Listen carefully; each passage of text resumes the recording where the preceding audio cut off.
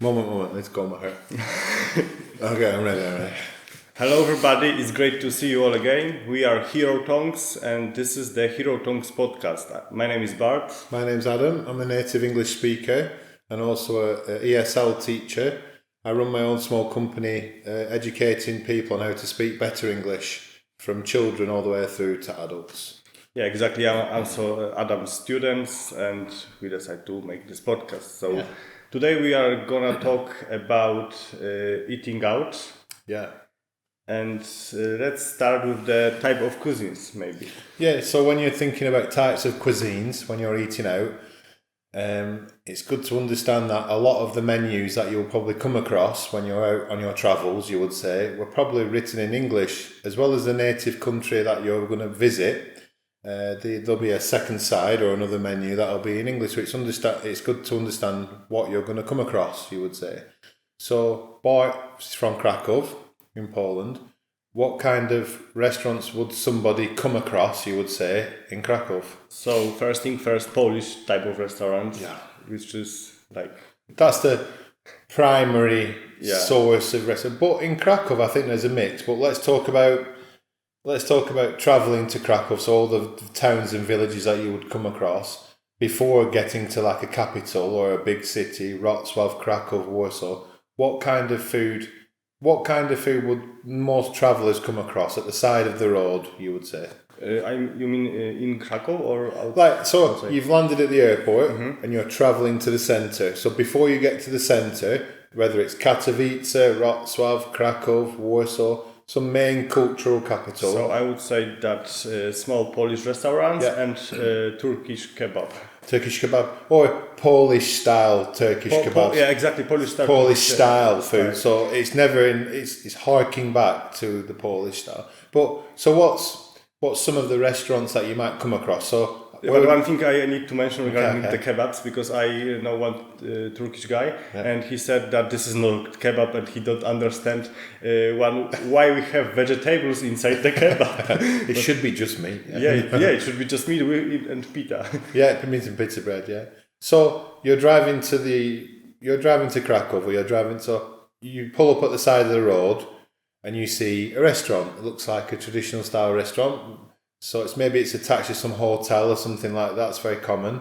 You go inside with your family. What kind of food would you expect to come across? Probably the most popular is dumplings. In Polish it is pierogi. A lot of people from abroad know this word. And what is a pierogi for people? Pierogi, it's like, I don't know how to explain that. So I'd say it's kind of a parcel. It's like a package, a parcel with a filling inside. Yeah. But what kind of fillings can you get inside of these things? Depends, everything. You can have like fruits, you can have potatoes, you can have meat also, mushrooms. I've also saw another thing, it's called gołąbki, which a direct translation of a gołąbki is a pigeon, but you're not eating a pigeon, so don't get put off by it. So if you're Google translating this, they're not going to give you a dead pigeon, so that won't happen. You're getting something different. So what is a gołąbki? So, roughly, what is a gołąbki? I don't know this. How is it possible that I know more? Apologies. So I'm a foodie. I don't know ingredients in English regarding this. Not the full ingredients. So I think again it's a kind of food parcel, very popular in Poland. And it's got a filling inside. It's like a cylindrical type of thing. It's got a filling inside. Yeah, and also like dumplings, you can put many different things, you can make them customized. You can do. Yeah. But the ultimate thing is that it's wrapped in cabbage leaves, so it's wrapped in vegetable leaves. So it's wrapped cabbage leaves. It's knowing their term. So cabbage leaves. So you could have those as a main meal with sauce or some fried bacon or onions. Yeah. But what would a main meal... Give me like two typical main meals that these people might come across on their travels. Main meals? Main meals, so like so you've had the soup, you've had the starters, everybody knows what soups are. Pierogi is first one, main meal. Second is one steak with the potatoes. Okay, steak and potatoes. So you would call that like hearty food. So you would call that hearty food, which means it makes your belly really full. So what I've noticed not being a tourist here and also being a non-native here, I've noticed that Polish food's quite heavy on your stomach, and there's always quite a big portion. So you don't feel very hungry when you've finished Polish food. Yeah. So also, żurek. Do you know żurek? I've heard of it. I think it's a kind of soup. It's a kind of soup. What's that? So what explains żurek to me then? Because I think I've heard it. So it's like a soup with the eggs, sausages, and you can also put the potatoes and sometimes mushrooms. My favourite soup is borscht. So it's borscht. Sorry. It's the beetroots basically. Yeah. That's lovely. That when they do that, really nice. Red soup. Yeah. So when we get to the centre, so this is just in Poland, but it also operates in many different countries as well. So again, when you get to the centre of a capital, there'll be lots of different food because it's multicultural a lot of the time. So in Krakow, for example, what can I eat there? Is it pretty much endless? I mean, in Krakow you can eat everything, but also the Polish food is like majority. Okay. But in a case, for example, of Chinese, this is like only Chinese food. There is no difference between Vietnamese and, for example, so very similar Asia countries. It's just Chinese. What I've noticed as well in Krakow, there's a lot of ramen restaurants. Yeah, it's super popular now. And some of the ramen restaurant owners have lived there and they bring their recipes back. So it's actually really good quality ramen and it's pretty good. Like I've tried lots of different places. I'm not going to name any names, but I've tried lots of different places and I think they're really good. I had never eaten ramen. Yeah, it's super good. Well, that's what we need to do. No, it's its own subcategory. I'll show you ingredients inside. I'll take you one time. You can eat ramen. Okay. He'll love ramen.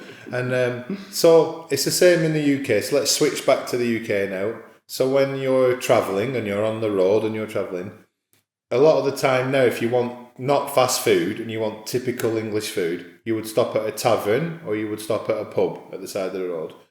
Pubs, you would say now, are a dying breed. And what I mean by that, a dying breed, it's like an animal that's gone extinct. You call it a dying breed.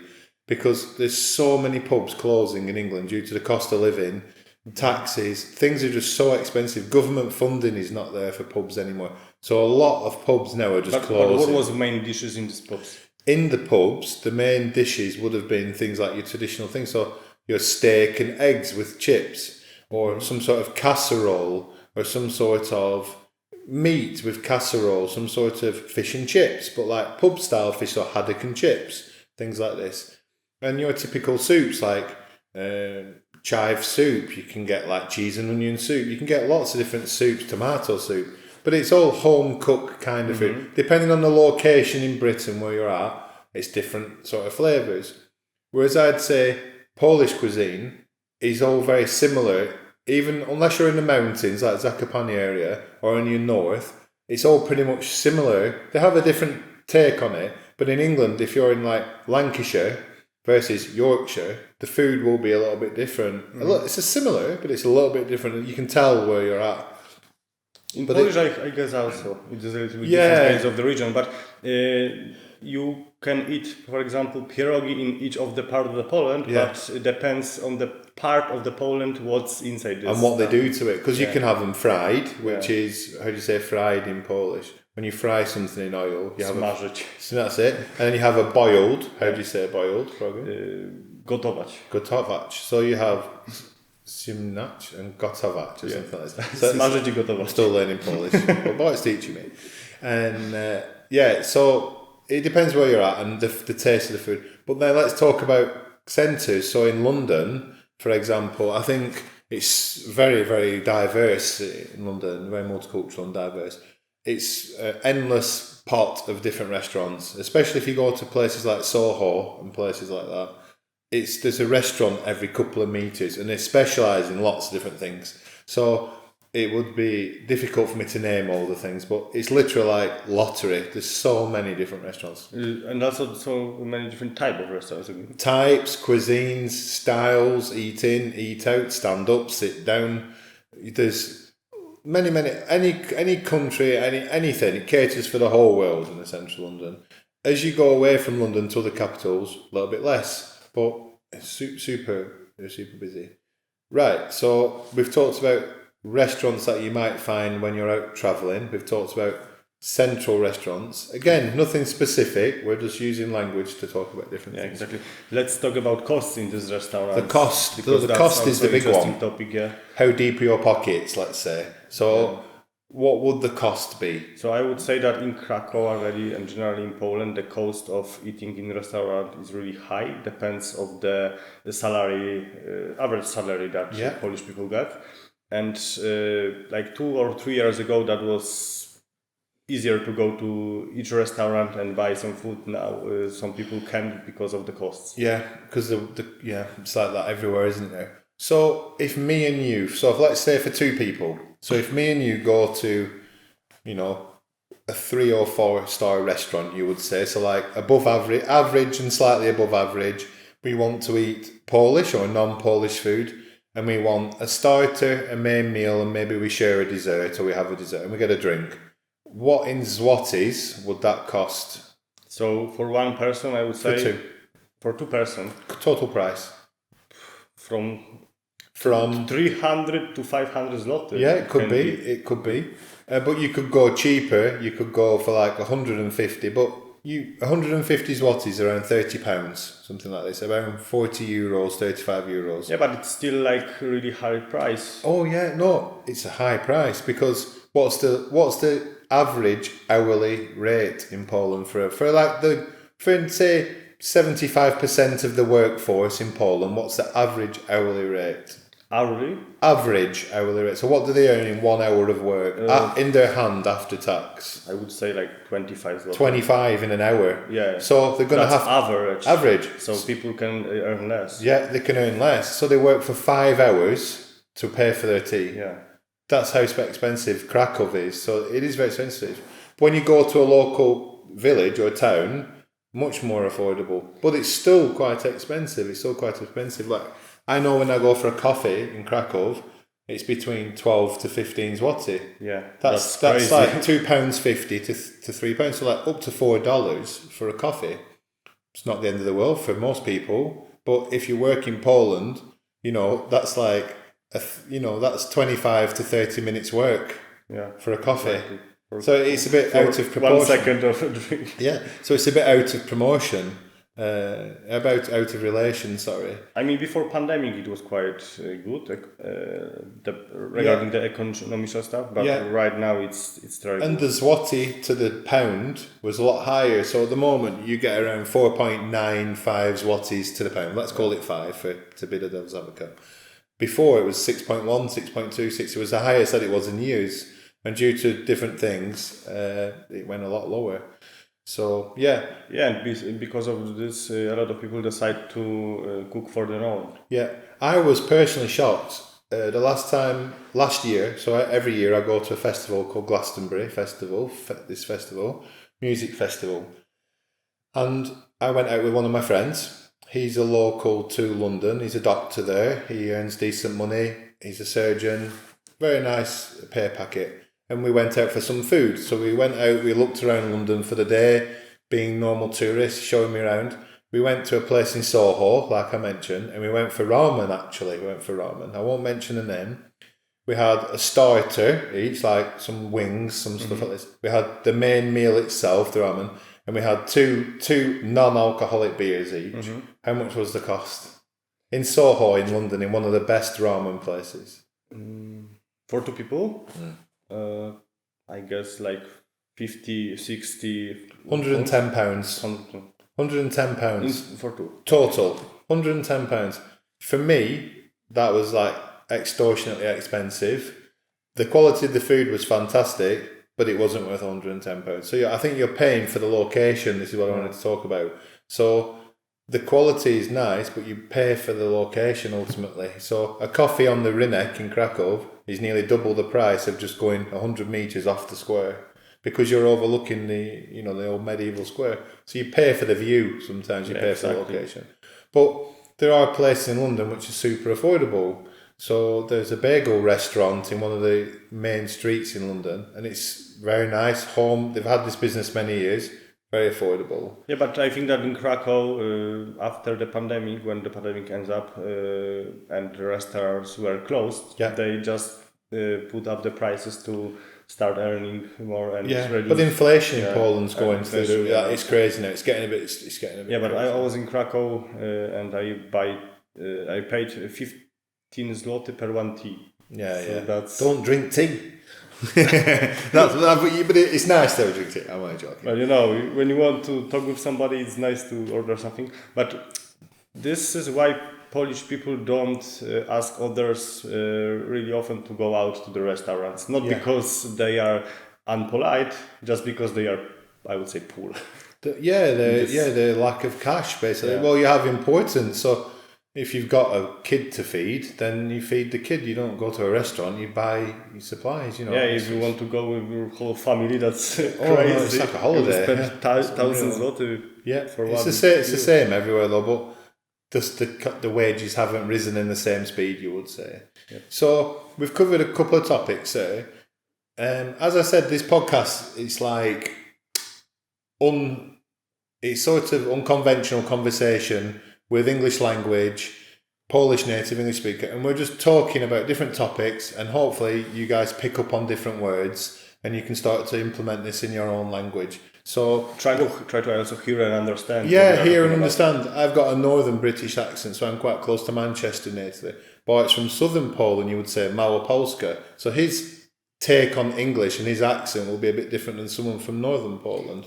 The problem with me is that I also work with a lot of foreigners and I have contact with a lot of different accents. Yeah. I work with people from the America, from the UK. So it's like blended, you would say, Africa, like in a blender. Yeah. So you're getting lots of different things. You should try to learn different idioms and different words from these people. But sometimes it's really hard to take the proper one because I use a lot of different words. I sometimes probably during this podcast used American words. Yeah. And what I'm doing it unconsciously.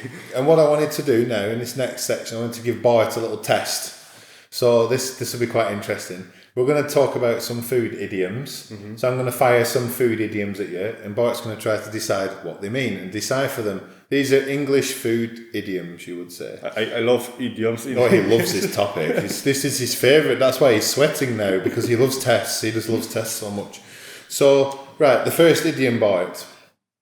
When someone has a lot on one's plate. So if I said to you, he or she or they have a lot on their plate, what would I mean by that? That they are rich or something like this. See? So it means they're worrying about things. They have a lot on their mind. So like if someone called you and you would just come in from work, you're cooking your tea, you're about to walk the dog, you're doing lots of different jobs, and someone said, can you just do this for me? But you'd be like, I can't at the moment, I have a lot on my plate. It's not because you're hungry and you're eating a lot, it's because you're thinking a lot. So yeah, quite a good one. Having a lot on your plate.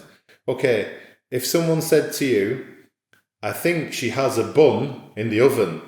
What does that? Yeah, so if I said, oh, she has a bun in the oven, and a bun is a kind of confectionery cake. So it's like sponge cake where it has a wrapper and you can eat it and it has some icing sugar on top. But whatever it is it doesn't matter. The idiom is when someone has a bun in the oven. What does that mean? No idea. They have a bun in the oven. So it means they have a bump there. Okay. So what does that mean? That somebody's pregnant. That somebody's pregnant. So it can only happen to males. So we hope. So, that's a line I don't want to cross. That's the line I would say I don't want to cross. I'm not crossing this line ever again. So the them, they, this line, I will not cross that line. So when someone has a bun in the oven, it means they're pregnant. So the visual explanation helped you very well there. The next one. When someone is as cool as a cucumber. When somebody is as cool as a cucumber. What does that mean? They say he's as cool as a cucumber. So what does that mean? Try to track it back to what language is used within the idiom. So cool. Cool. What does cool mean? That somebody is like cool. Yeah, and so how do they feel? So how do they feel? Yeah, so feel good, feel relaxed. Yeah. They feel relaxed. So it's in a difficult situation, somebody is especially relaxed or very calm. But cucumber? Yeah, it's just an idiom. They just compare you to a cucumber. So you're as cool as a cucumber. Because I think sometimes what you do with the cucumbers, you can cut them into slices and you can put them on your eyes. But you keep them in the fridge. So they're cool. So you're as cool as a cucumber. I think that's how they mean it. Okay, but cucumber doesn't fit to me. It's just part of the idiom. I tried to translate it directly, but this is the idiom. No, it's just part of the idiom, and it's not so rhymes. It means that cucumber can have like couple different states or something like that. Could be. But I know they use cucumber in beauty treatments to cool your eyes down. Okay. So you're as cool as a cucumber. There's a couple more here. So when somebody brings home the bacon. So, or you could also call them the breadwinner. When they bring home the bacon, and then they would be classed as the breadwinner. So we've got two. So that somebody achieves something? They achieve something. What do they achieve? So you're heading down the right path. So what do they achieve? Can you repeat the sentence? When somebody brings home the bacon, or they are the chief or main breadwinner. So they win the bread. So what do they do? So somebody wins some competition and achieve something? They're definitely achieving something, but what are they achieving in life, in the relationship? Money. So if someone's the main breadwinner, they earn the most money in the relationship, or the whole complete money. If somebody brings home the bacon, you can say it in different ways, and it can mean different things, but it ultimately means that you're bringing back the goods. Whether that means physical goods or money, you brought back the bacon. Okay, so can you give like some more examples of this? Yeah. So you could say, imagine me and Bart are married. I said I wouldn't cross that line, but me and Bart are married. We're not. We're completely not. We're just friends. But we're not married. Don't think that. So if let's say if Bart was the breadwinner, it would mean he owns or he brings in most of the money. So I would be like secondary. I don't earn as much money. I'm a stay-at-home mother, so I don't earn as much money. Bart's the main breadwinner. But if he brings home the bacon, I could bring home the bacon, or Bart could, because imagine if I win a race, or if Bart wins a competition, or he wins some prize. He's brought home the bacon, which means he's bought back the prize. Because bacon and meat, in historical senses, was, supposed to be very valuable. Like you would say it's 10 a penny now. You can go to any shop and buy meat. But back in the day, meat was quite hard to come by. So when you bring home the bacon, you're not just eating bread tonight, you're eating bread with bacon. You're eating meat. That's what it means. If you really track it by... Now I understand. That's a full description. I hope that our audience also as well. Yeah. I'll give you some context before I tell you the idiom. Nike bring out a new shoe. And I say, they're going to sell like hotcakes. What do I mean by that? They're going to sell like hotcakes? Like hotcakes. Like fresh hotcakes out of the oven. Hotcakes. Okay, so it means that it is something new that people want to have. They want it, yeah, because it looks good. So like the cakes smell good. Because when you walk past the bakery, you go, oh, that smells good. Like fresh bread, even though it's unhealthy, smells really good. We have similar in Polish. Yeah, it's just a very universal saying. So it's going to sell. What's the Polish saying? Sprzedawać się jak świeże bułeczki. It means like selling like fresh, I don't remember, smart bread.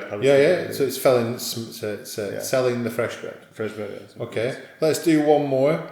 So if something, so you're in a situation, you're at a wedding, you're at a birthday, you're at a party, anything, you're at some social gathering, and I say, oh, it's about to turn sour.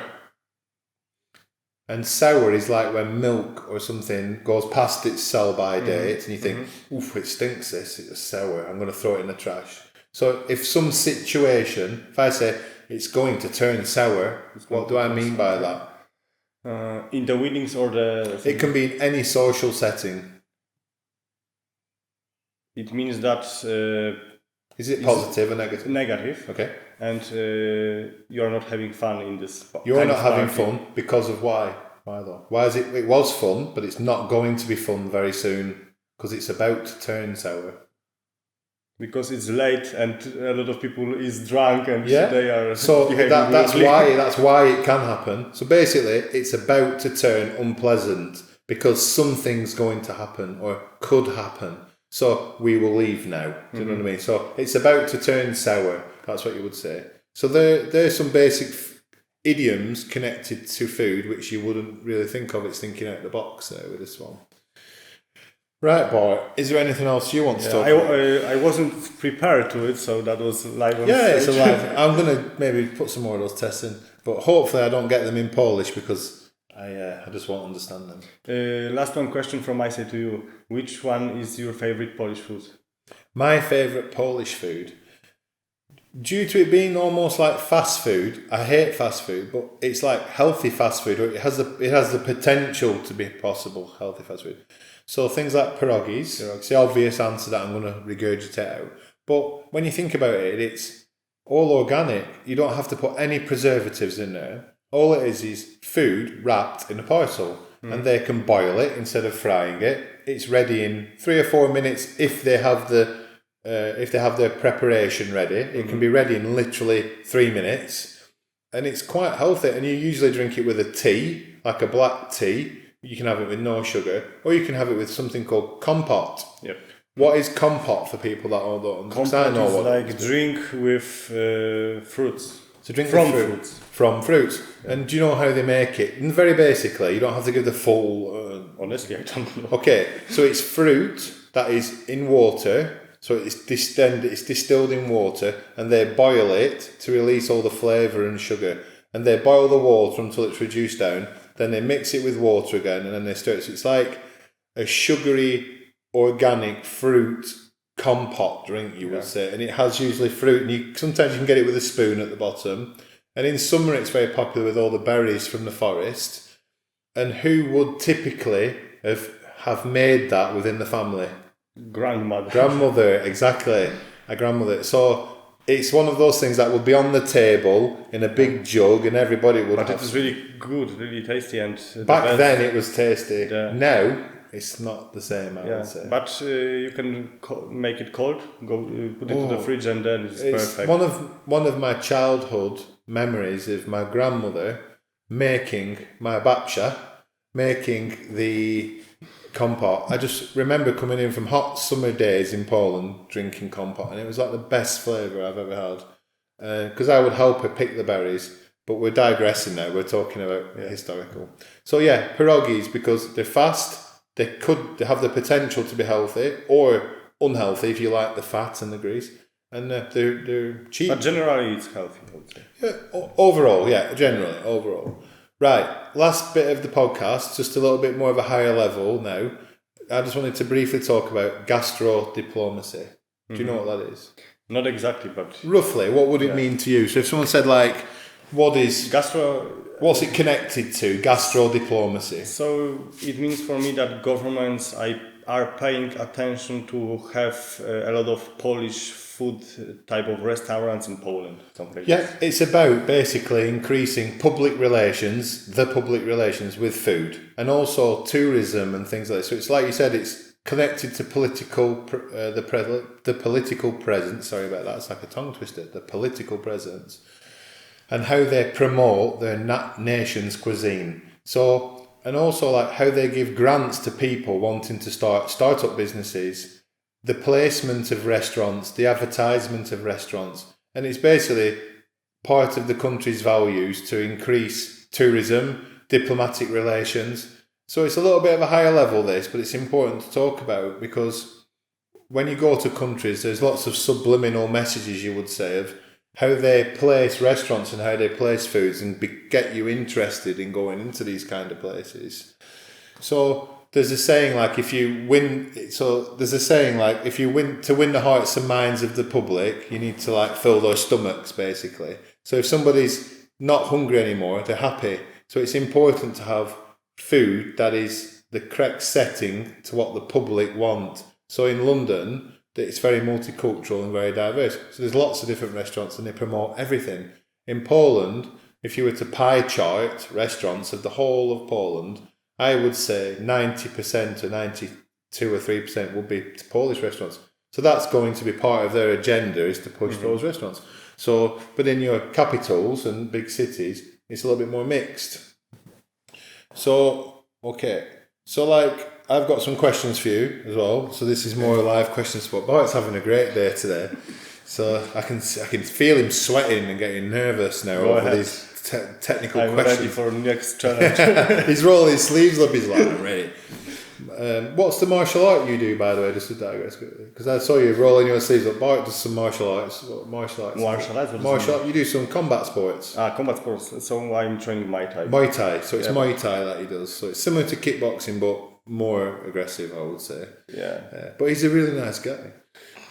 So this is going back to the questions about food. So like food diplomacy, you would call. So what do you think about Poland promoting gastro diplomacy? So like, what do you think about it? Do you think it's a good idea? Do you think it's not a good idea?